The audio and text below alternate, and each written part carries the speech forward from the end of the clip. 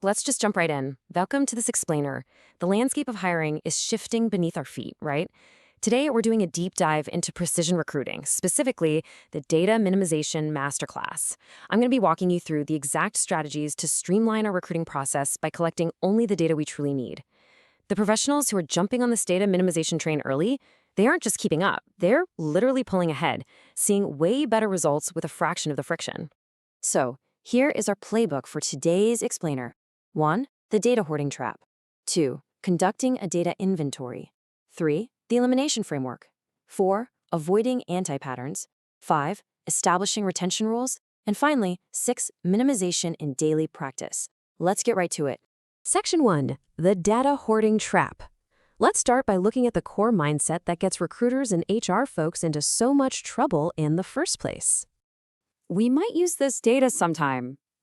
Honestly, we've all said it.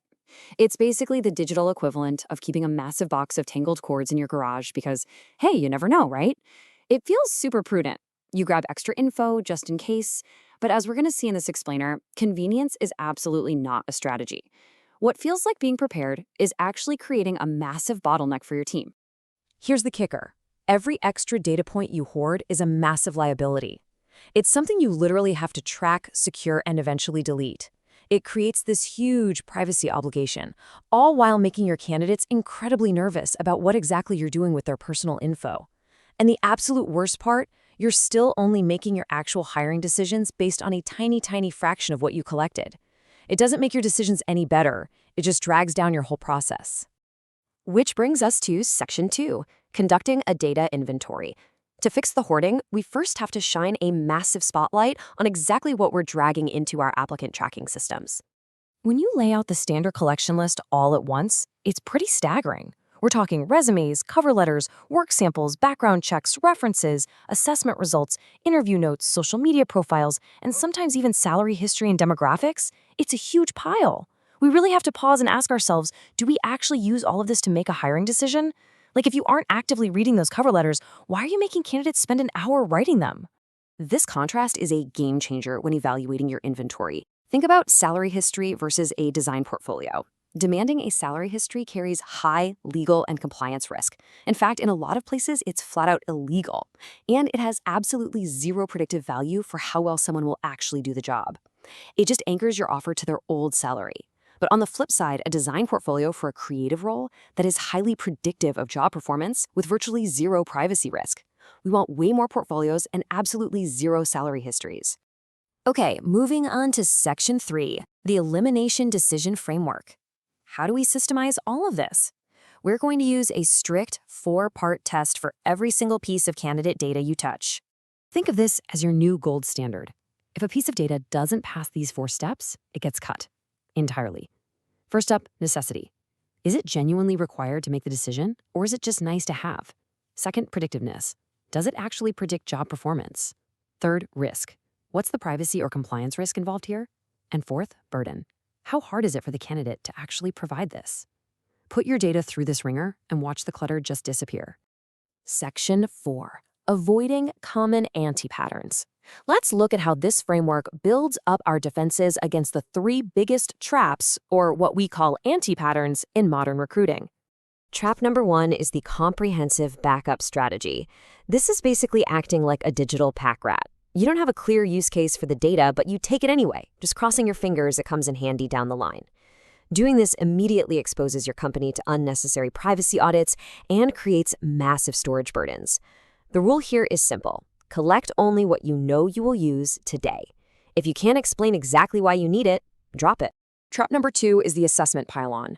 This is what happens when we force candidates to take 3 hours of tests, coding, personality, communication, the whole shebang, just for a 30-minute interview. It is completely disproportionate. It causes massive candidate fatigue, a ton of resentment, and the crazy part? Decision quality doesn't even go up. We need to pick the single most predictive assessment for a specific role and completely ditch the rest.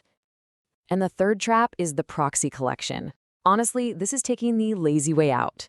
A classic example is checking someone's Twitter to guess their culture fit. Because, let's face it, assessing actual culture fit is genuinely hard.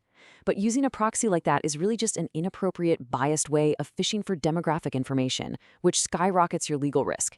If you want to assess communication or teamwork, just use a structured interview. Skip the proxy. Section 5, establishing retention rules. Because once we stop hoarding new data, we have to rigorously clean up the old data we're already sitting on. Minimization isn't just about what you collect, it's about what you keep. This is your new cleanup schedule. Let's run through these timelines. Resumes typically stick around for about 6 to 12 months. Interview notes and background checks, you keep those for 1 to 2 years, mostly for legal and compliance reasons. But look at those last few items. Things like references or any social media research you did. Those should be wiped completely clean immediately after the hiring decision is made.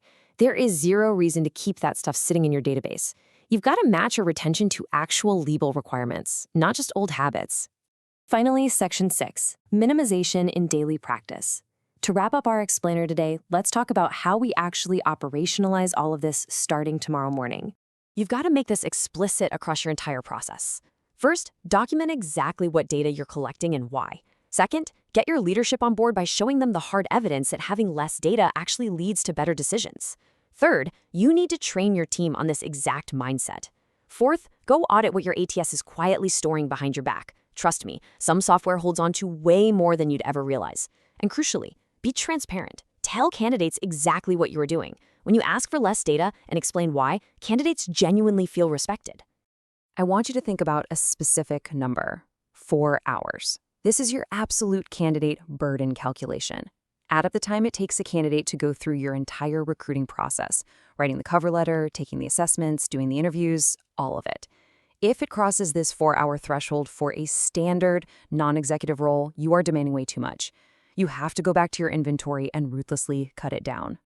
I'm going to leave you with this final provocative thought. If you cut your current data collection right down the middle, if you cut it in half, would your hiring decisions actually get worse? Seriously, think about it. Good decisions come from clear, relevant signals, not massive volume. Data minimization forces clarity.